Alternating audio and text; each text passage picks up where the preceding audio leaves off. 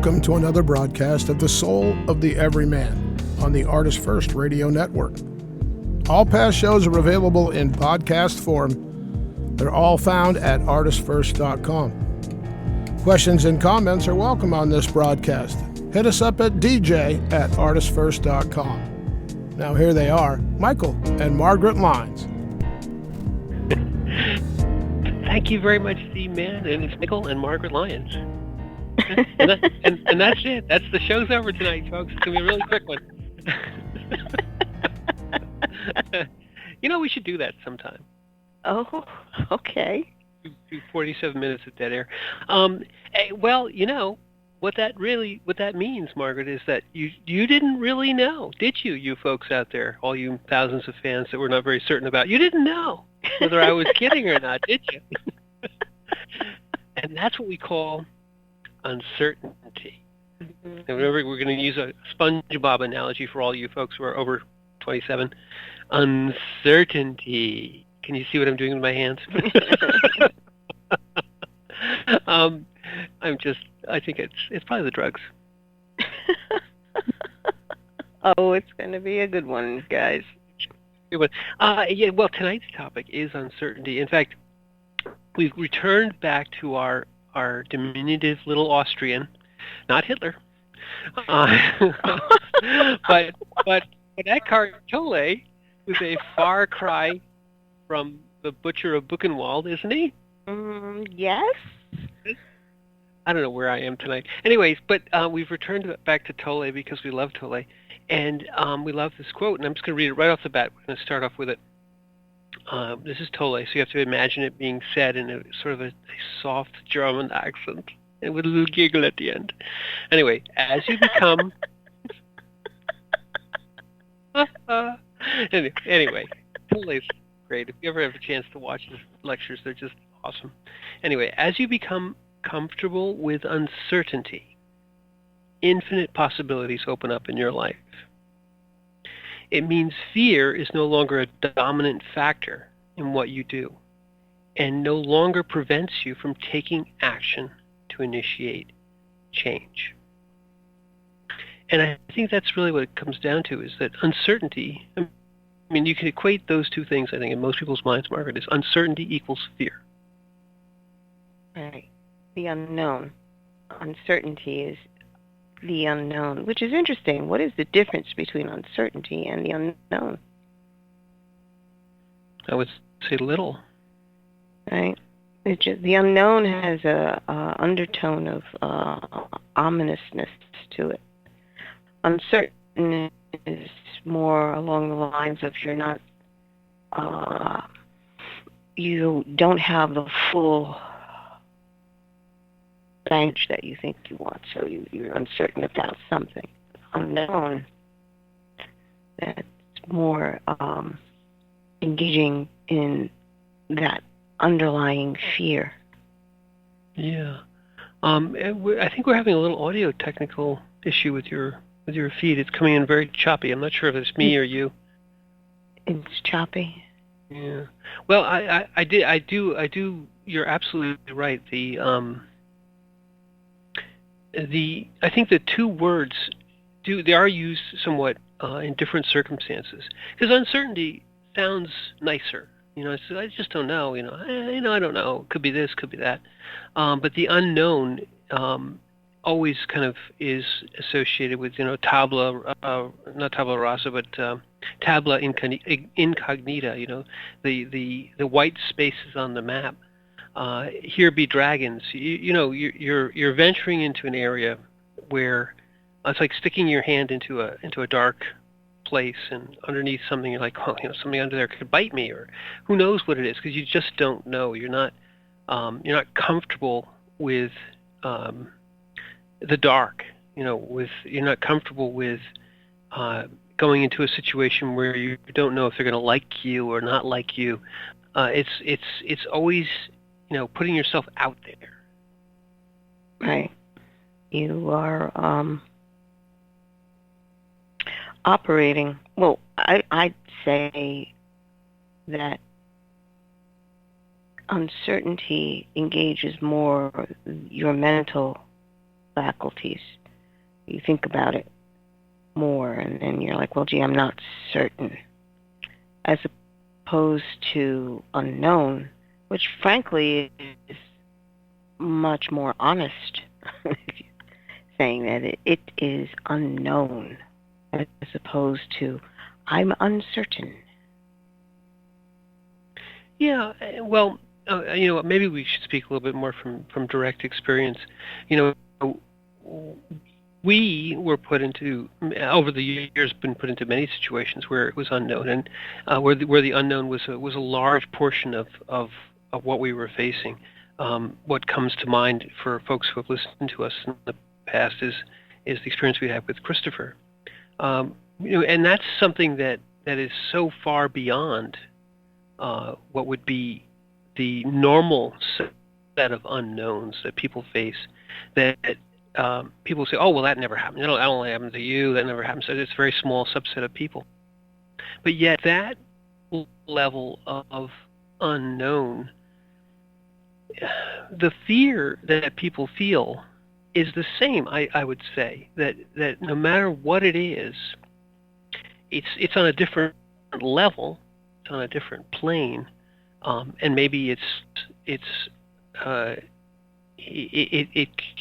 not easy to see that there are the parallels. But I think that the fear someone feels for the unknown that they are stressed about is of the same origin as fear that you would run into if you're suddenly confronted with a life-altering situation. Well, I'd just like to point out that when you are in an area where it is the unknown, and that is the realm of the unknown, when you have a child diagnosed with a terminal disease or a deadly disease, that unknown, your first action is, what am I certain of? You're trying to say, well, as you said, someone will look at it and say, well, that's what you guys went through. That's your experience.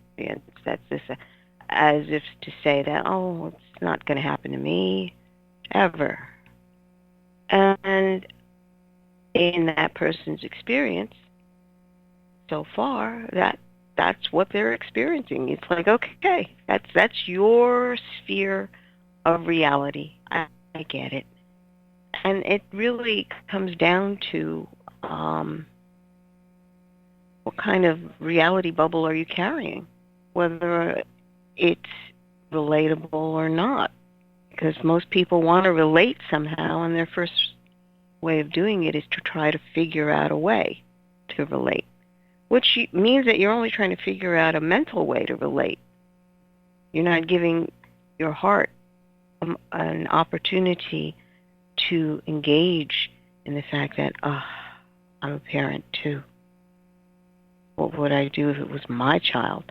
And that thought is so fearful that I've had people just break down into tears because they can't even contemplate that. They want to push it away and say, oh, no, well, we can help, as if to say helping me is somehow going to abrogate them ever having to deal with that. Right. And I'm not holding anything against anyone. All right. No. These are thoughts and feelings that rise up out of the human part of you that understands we don't want ever to have to experience that. In fact, when you actually are in that boat where you're experiencing this, you do not want anyone else to go through it.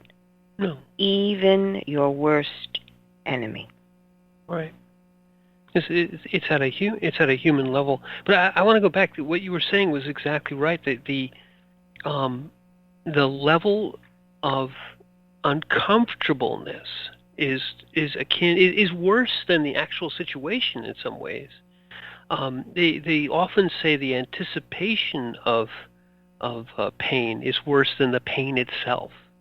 The mind, and it is the mind and the ego, is so used to predicting and to kind of preparing and gaming out everything that it will literally spin itself up. I think last week's show we were talking a little bit about how people you'll walk the floor, you'll work yourself up into this great level of anxiety.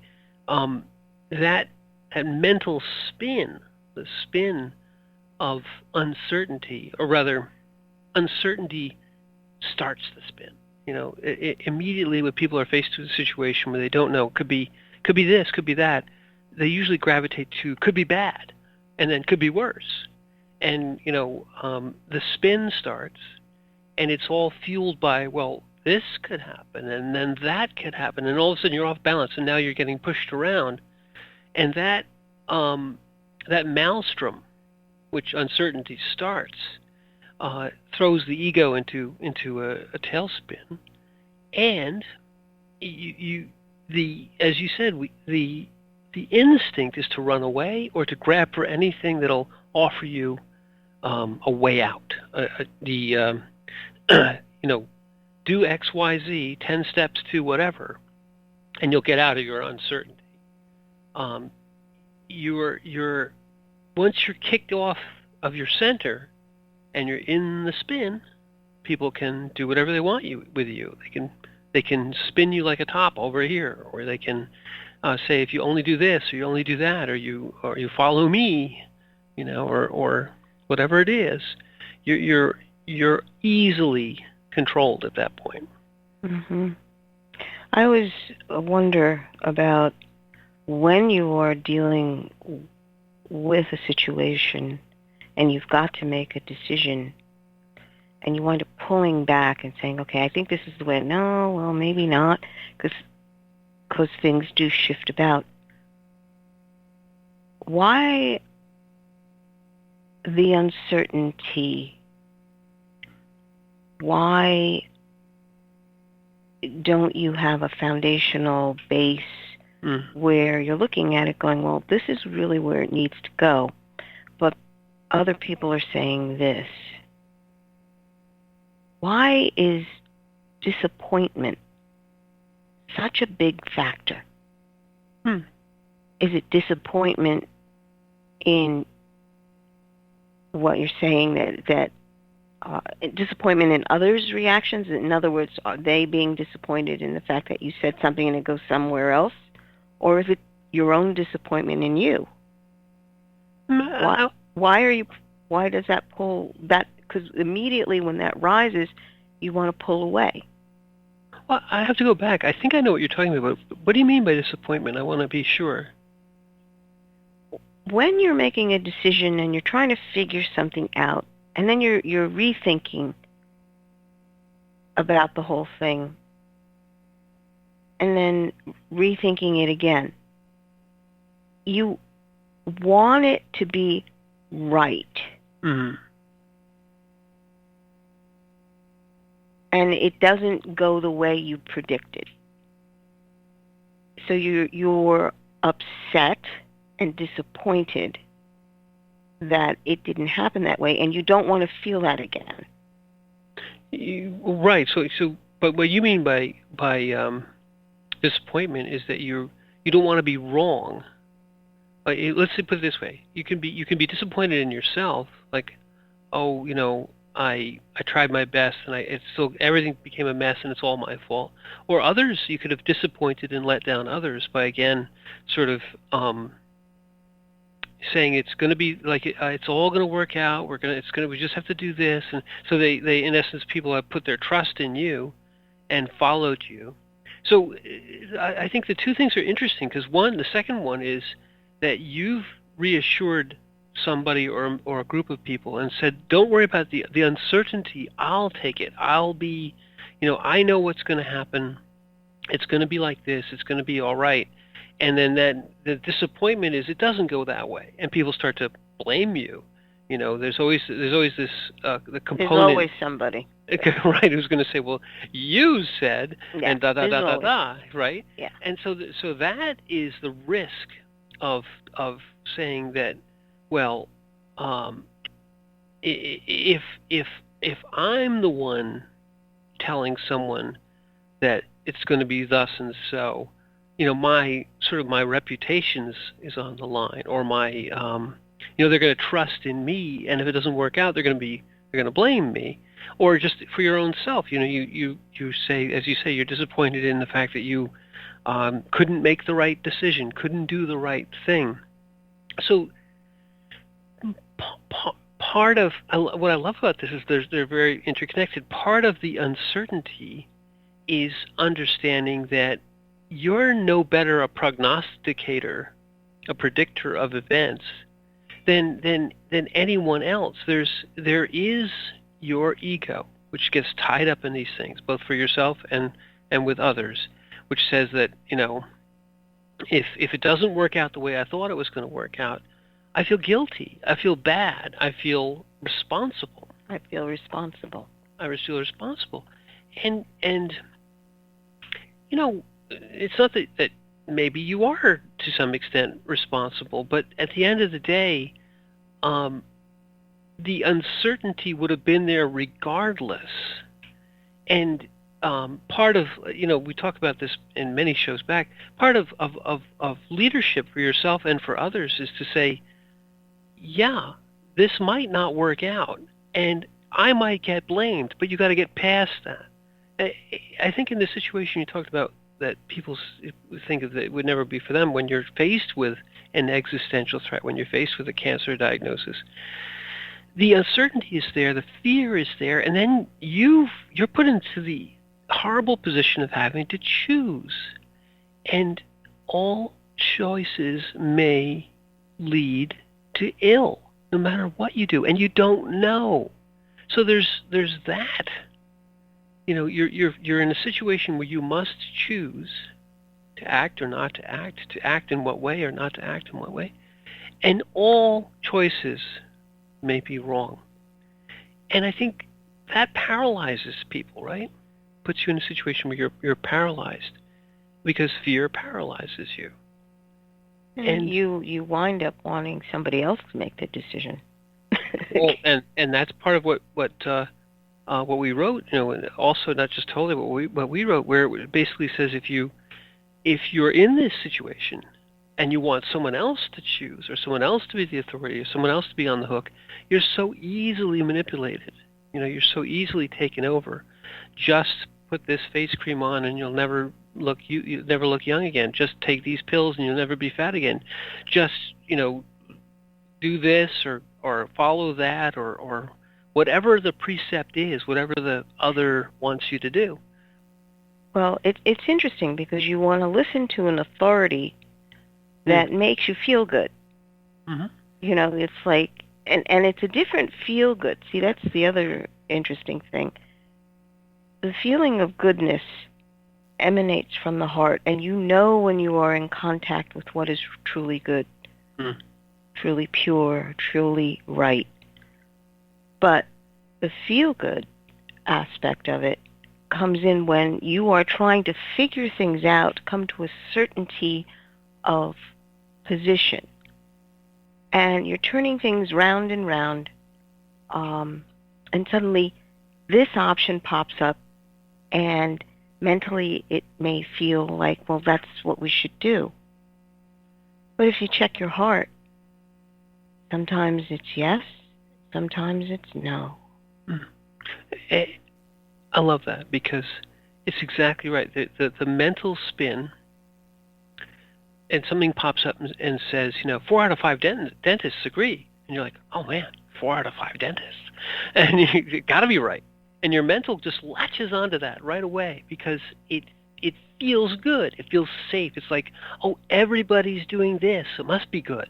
Or all the colors are green this year, so I better wear green, or whatever it is. This is, I think, and the feel good is sort of safety. Well, it's the idea of safety in numbers. Well, if everybody's doing it, then it's got to be right. Right. A relative thing, which is highly amusing to me, because the certainty aspect of what we're speaking of only comes from being in alignment with yourself, your spirit, your soul, your body, with God. and the earth. There is an absolute alignment that is true. And until you reach that point, you're going to be pulled in many, many directions, because without that alignment, your perception of what is true like a compass, true north, it doesn't exist. You're being pulled and pulled and pulled. So you will have this wavering back and forth and up and down. And if you go into the many dimensions of your soul, you can have as many variations as you have dimensions of soul. Right. I mean, but let me go. The part that you said right in the beginning there was, this. Remember when we were faced with this existential situation? What was everyone telling us? Oh, the odds. The odds are this. The odds are that. Could be. It's 99. Let's just say 99% chance it's this. No problem. And but there's always that, the chance that it could be none. What the 99% is the everybody. It's the don't worry about it. It's 99%. But at your heart level, and we wrote about this in Christopher's book, you knew that the heart was saying this, and we had to prepare for a great storm. I'll speak for myself.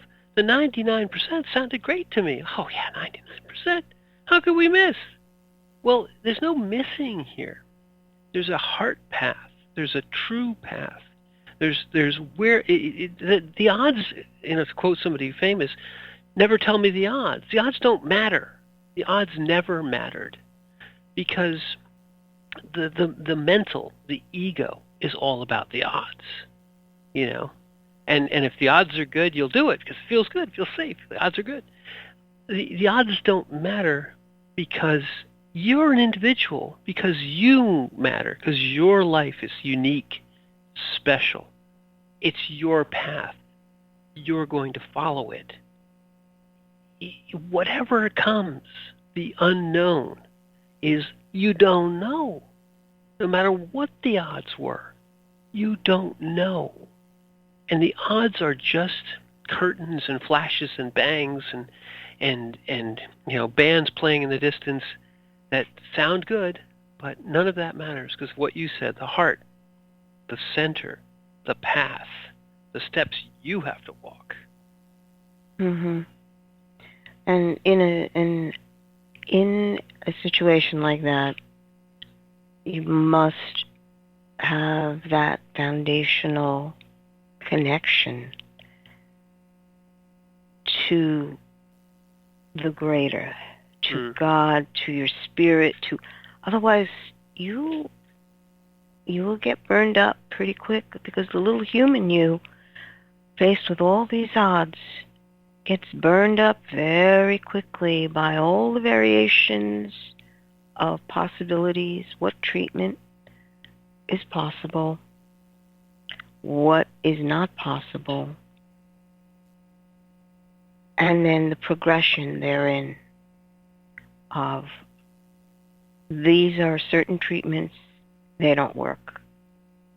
All right, we've got a lower percentage of it being able to be effective.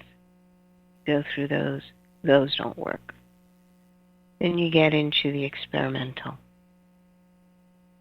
And being in the experimental treatments are quite an eye-opener, because they give you all the possibilities, not only what could happen to save your child's life, but what the repercussions that can happen if they wind up saving your child's life. And you've got to sign away your rights at that point in order to do that. And there were many considerations and many treatments and many side effects that were projected to go on for years if he survived. So that uncertainty was always there. And you, as I said, without having some connection, the little thinking human is burned up instantaneously. Go ahead. And that is something that I have seen and I do know. I'm speaking from experience. The parents that have no connection fell into a basket very quickly. And the ones that just were clinging to hope were the ones that were able to stand. And I think that's a good word. And I think it gets hope. I mean, I think hope gets a lot of abuse these days, because the knock on it is, why are you hoping and hoping and hoping? You know it's never going to work. And I think we heard that a lot back then. And I think people certainly hear it. I know in many, many different situations, you're told, well, you got to be a realist about these things. And that's the mental spin too. Realist. The realists, isn't that the wonderful word? You got to be a realist about these things. The realists, what they're really looking to tell you is that your life is to be measured by faceless others, and that anything that is done is not done through the heart. It's done through the statistics, or it's done through 4 out of 5 dentists. So it's always to follow the prescribed method. It's truly the status quo, and you're paint by numbers, and you're not living. Tolle says it. If you're uncomfortable with uncertainty, you're not living anymore. That's what right. you're doing is you're doing the paint by numbers, because paint by numbers is quite certain. You're going to end up with a lovely painting which has all the colors within the lines, and properly this and properly that, and it's going to look just very pretty. And yet it won't be art, because art has a lot of uncertainty in it. Art is dangerous. As our friend Gibran says, art is something that can cut you. Art has sharp edges, because art encompasses the uncertainty of not knowing what you're going to end up with in the end. But the paint by numbers doesn't have that. The life lived as measured by the standards of the day, or you've often said that in societies where it is the culture or the family or the group think which is to tell you how you are to be, what your role is, it's thus and so, don't step out of line, all that stuff. That's very sure. It's got the surety of a prison cell. It's got the absolute, you've got to be here at this time on this day to do this and press the button, and it's all very sure. There's no risk, but there's no life in it. It truly turns you into an automaton, into something which the soul cries out against. Right. No, that's true. Your soul. Go ahead. No, your soul as a human being does not want to be fitted into a neat little box. No.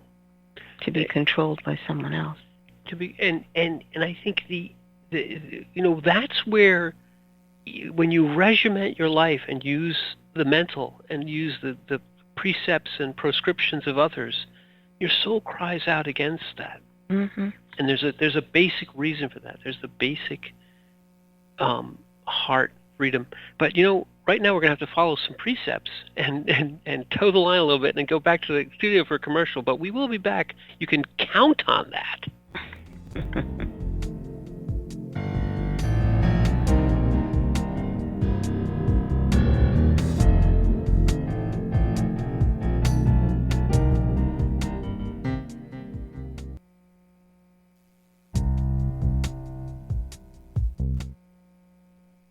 wait is over. First Blood, Book 2 of the Blood series is out. Your favorite bad boy thief Dev is back, and the beautiful and deadly Trey is right there with him. She is sharp, sexy, and full of surprises. Their adventures continue as a new power arises to threaten the world. The heart of creation is under attack, and time is definitely not on their side as they battle against their enemies' undead hordes. Can they unlock the hidden power that can defeat him, or will his forces draw first blood? Get all 3 installments in the series. Book 0, It's in the Blood. Book 1, Destroyer's Blood, and the new release, Book 2, First Blood, today. Available in ebook and paperback format on Amazon, Kobo, Apple, and most other fine e-tailers. Rick Riordan fans, love mythology with plenty of action and humor? Destroyer's Blood is for you. The new fantasy novel by award-winning author Michael Lynes is Book 1 of the adventures of Dev Kalian, the Blood series. Follow Dev and his magic sword Betrayer as they are suddenly attacked and forced to return to Olympus to fight in a war they want no part in. The world of men and gods is about to be destroyed by Zeus's ancient foe, and only Dev and Trey can stop him. The conflict never stops, and the amazing twist will have you on the edge of your seat. Act now while the ebook is on sale for only 99 cents. Destroyer's Blood is available on Amazon.com, Barnes & Noble, iTunes, Kobo, and fine e-tailers everywhere. And while you're there, get the free prequel, It's in the Blood, available for a limited time. Hi, this is Hannah Ruth from the band Wild Hum. Check out our new Americana Soul CD, Wild Hum, at our website, wildhummusic.com. And you are listening to the ArtistFirst Radio Network. Thank you. The Fat Man Gets Out of Bed is the latest book from Michael Lynes, the award-winning author of There is a Reaper. Featuring 13 original stories, this wide-ranging collection has everything. Forbidden love, gods versus demigods, weird invading aliens, sexy seductive artificial intelligence, and unusual passion between the living and the dead. All set amidst fantastic worlds of pain and loss and boundless joy. From the sublime to the macabre to the bittersweet, The Fat Man Gets Out of Bed will leave you breathless with laughter, brimming with tears, trembling with suspense. Available now on Amazon.com, Google Play, iTunes, Kobo, and fine e-tailers everywhere.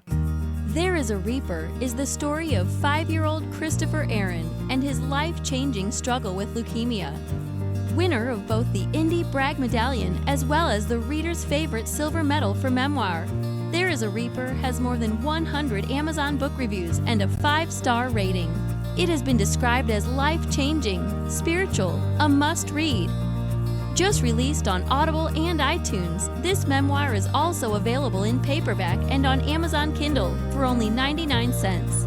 Get your copy of this life-changing memoir today.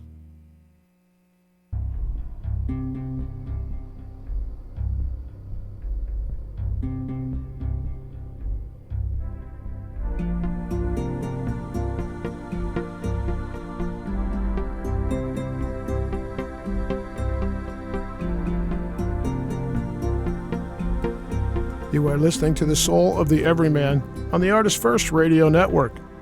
One thing is certain, your hosts are Michael and Margaret Lynes. You sound so sure about that. I'm not very certain about that. But you see, I told you we'd be back, and here we are. So there, you can count on that. Tonight we are talking about uncertainty, and from the point of view of life, things large and small, we all have to deal with uncertainty. We mentioned at the end, near the end of the last half hour, that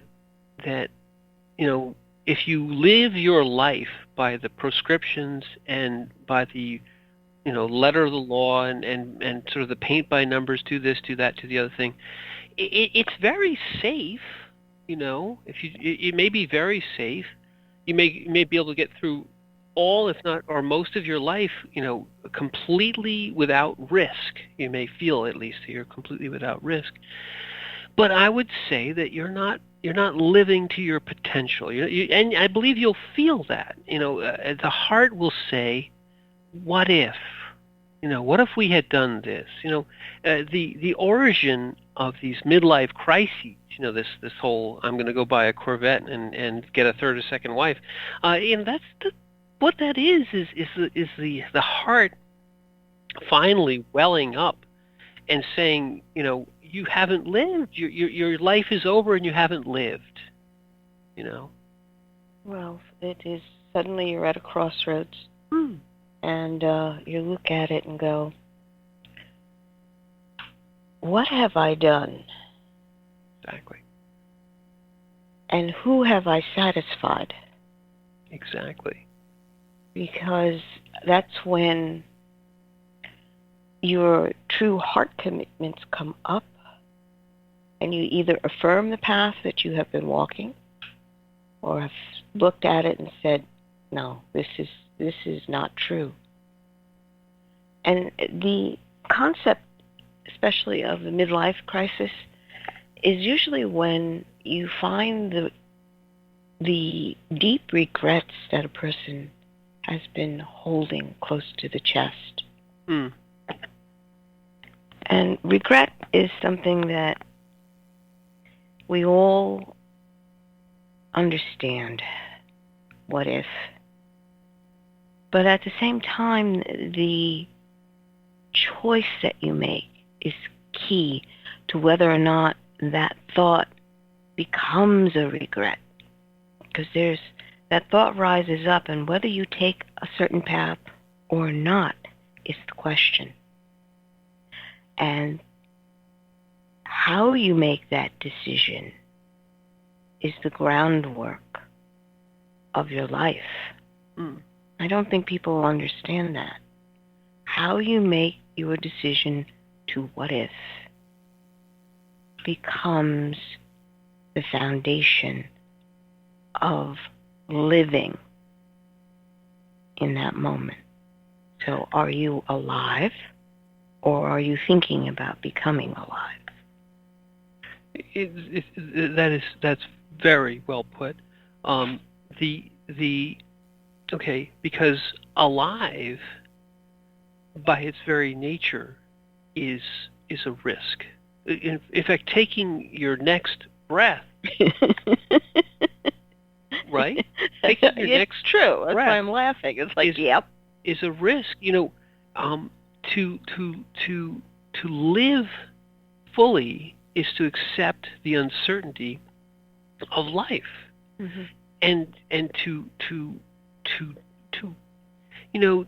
I'm reminded of Kipling's, when you risk it all on a single throw of dice, and never say a word if you lose. Because the risking it all on a single throw of dice means your heart says, yeah. Put it all on black 23. Well, people laugh. It should have been something, But the idea of putting, when you go into something with the thought that I can always get out of it if it starts to turn bad, you're not putting in your 100%. You're not committed. You're not, as you said, you're not making your decision from the heart and with your full power behind it. You're reserving. I always have an out. I can always do it this way. I can always do that way. When you fully commit, you're taking a leap, truly a leap of faith, a leap into the unknown. You don't know if it's gonna result in great success or incredible failure, and people will be very happy to tell you all the horrible things that can go wrong. Happy to tell you that. Chapter and verse, this book, that book, this one, that one, 1,000 different opinions. All that cacophony surrounds you if you listen to it. You have to in essence say thank you very much, but this is my decision.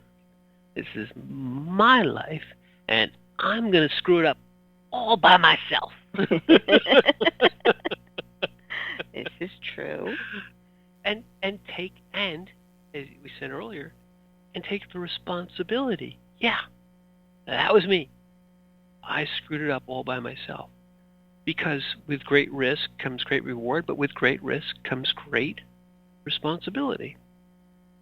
And that really is the foundation of what this is. Because the people that want to advise you about what you should be doing, they really have no repercussions when this decision is made. Right. The repercussions always fall on you. They don't fall on them.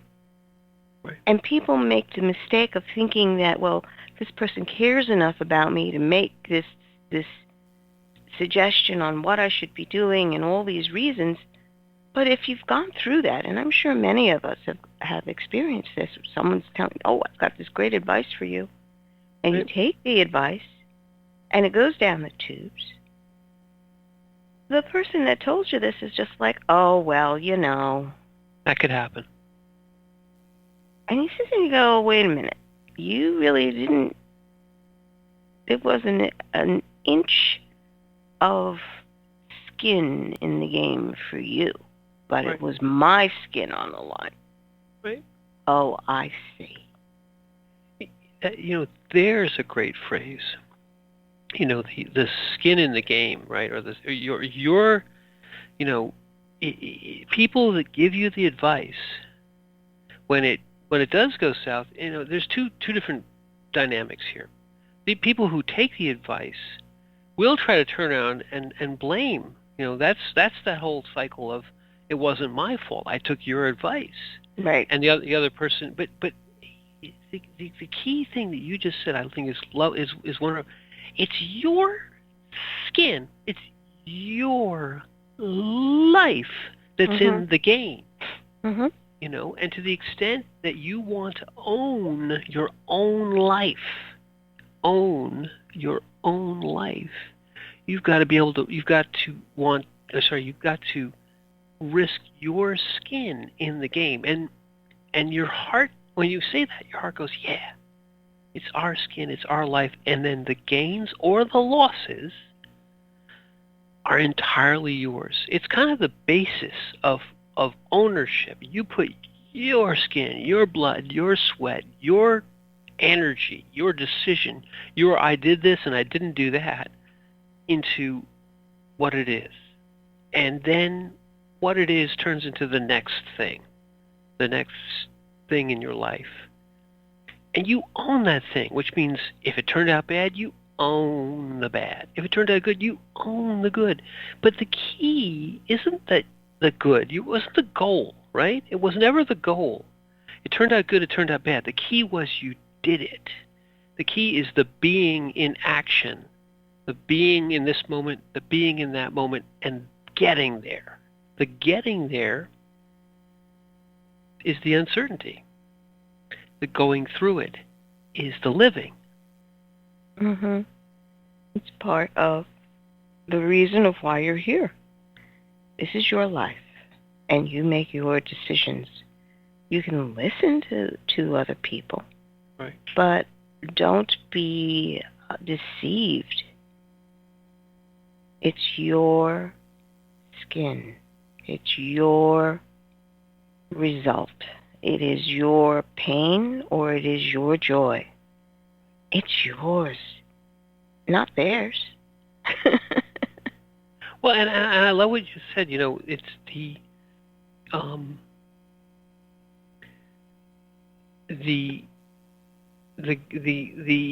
gain, the what did you say exactly? I missed the word. Hmm? Pain and joy. We'll listen back to it now. So that was what I meant. But the advice of others, you can listen to it. Now I remember, and you should listen to it. In other words, what we're saying here isn't that you are a complete maverick. I will listen to no one. I will learn nothing. I will just do whatever my gut tells me to do. Well, that basic precept is correct, but take it all in. Take in every fount of knowledge, all experience that came before you. Look with all your eyes, all your perceptions. See everything. But that's just gathering. That's the beginning. That's the beginning. I think you once said that, you drink it all in. You have it all at your fingertips. You have all your training, all your knowledge, all the advice. But then it all comes down to the moment of decision, and it's an instant. Mm-hmm. And at that moment, you do what you said earlier in the last half hour. You ask your heart. Everyone says this. Everyone else says that. Everyone in my past told me this was a stupid idea, but yet my heart says, "This is it. This is the bliss. This is my path. I feel it, and all the knowledge I have in me, I'm going to apply. But it's going to be my path. It'll be my stroke across the blank canvas. It'll be my art. Mm-hmm. It's not anyone else's at that point. All the stuff that was trained into you from all the other masters, but still you've got to put the paint on the paper." And to also understand that you need that higher perspective. You need the inspiration. You need the touch of the spirit in order to make the stroke. Because you need to take courage in that moment and then execute what has presented to you internally and allow yourself to walk it. Other people may not understand what you are doing. In fact, sometimes it's best that they don't. Exactly. Because you are a walking mystery at that point. And they may not understand it. They may want to classify things a certain way. But you know internally that your evaluation is hand in hand with the spirit. And you are being taken outside the realm of the comfortable dimension of figuring it out. I want to go back. The mystery is so evocative. It's so incredible. You scare people when you're the mystery, which is why they want to classify you, why they want to put you in a box, why they want to say that it won't work. Because the mystery, when you step into the unknown with your heart, you become the unknown. You become dangerous, frightening. Gosh, we don't even know what they're going to do next. It's true. Oh my God, they're scary. Yeah. You don't know what they'll do. Because you've become the mystery. You've become the unknown. You unite yourself with the unknown and become the most frightening thing in the universe. A mystery. When you go through that and become one with that, realize that power, you get genius. You channel spirit, soul, and body into genius, and you scare the hell out of people. And they run away from you screaming, or they start following you and you could either lead a cult or get crucified or both. No, but it's true. It's true. When you become that walking mystery, you'll have one of two reactions. And people look at you and respect what's there, but they follow at a distance. Too close is too much. Or they are so frightened that you've upset their bubble of reality. You've actually burst their bubble for some of them. That they run away screaming, or they try to take you down because they feel like you're trying to kill who they are. And you're not. You're just trying to hold a certainty of life that makes them want to scream. When you do that, you frighten people because they can't be certain of what you're going to do. The fear of the uncertain, the fear of the unknown, You start to wear it like a cloak. You start to put it on like your familiar old shoes and jacket. You become the shaman. You become the connection between spirit and the earth, and you can do anything, and it frightens the hell out of people. It's really great, actually. It's scary to get there, but when you get there, you realize the power of the life lived to the beat of your own drum, to purpose. I internally... You scare the hell out of everybody, me included. Okay. I'm frightened right now. Thanks. Go ahead, oh, sorry. man. Okay. Energetically speaking, seeing someone touch into the shamanic, and the shamanic is your connection to the earth, is an amazing thing. It is a certain frequency.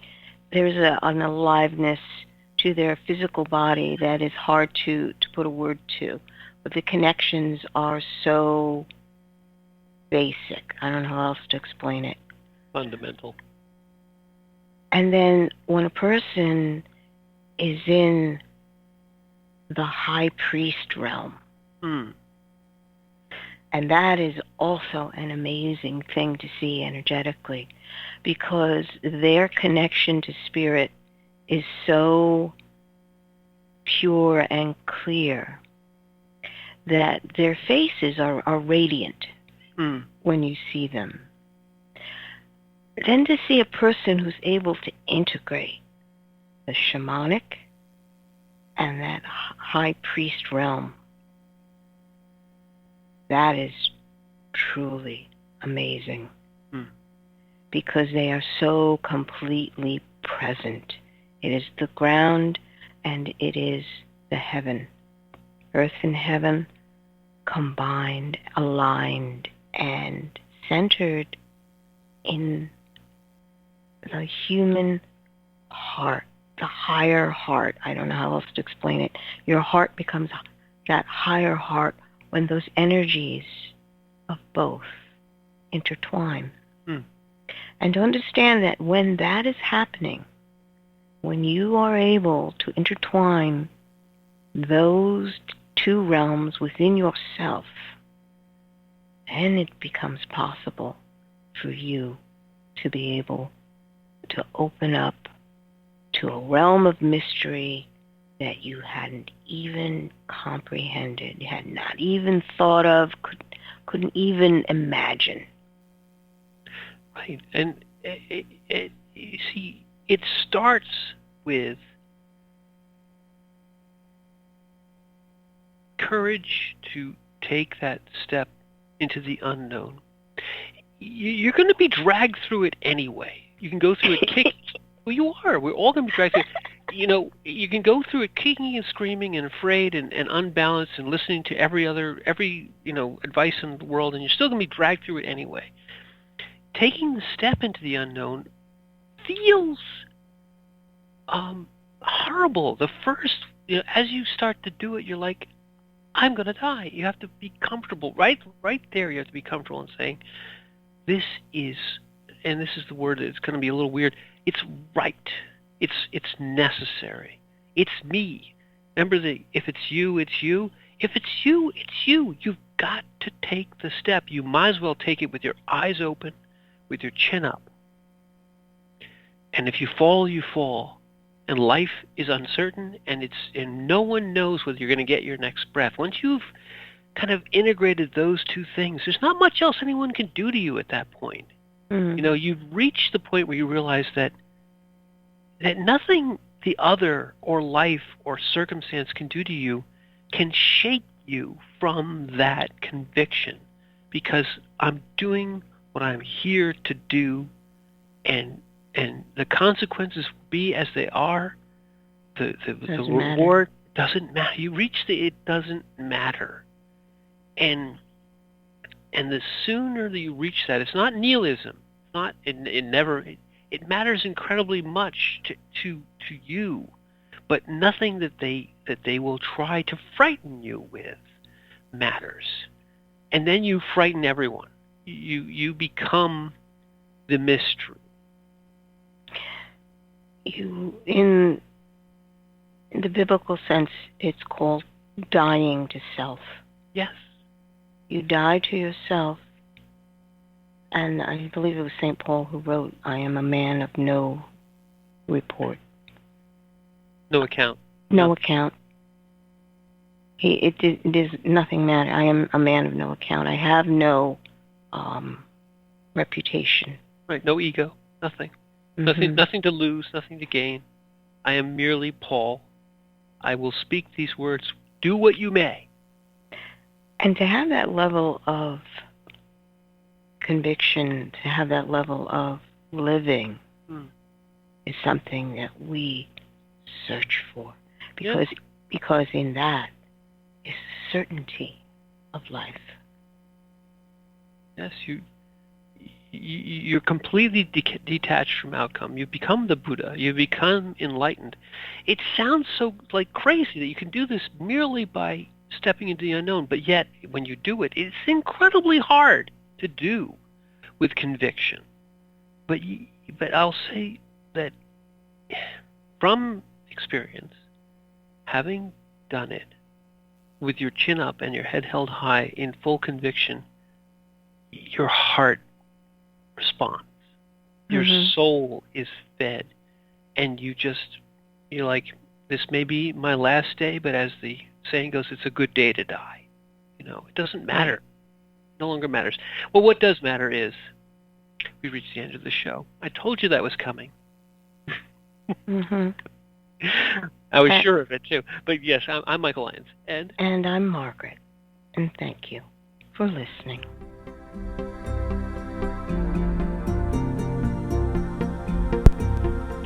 Excellent. Thank you.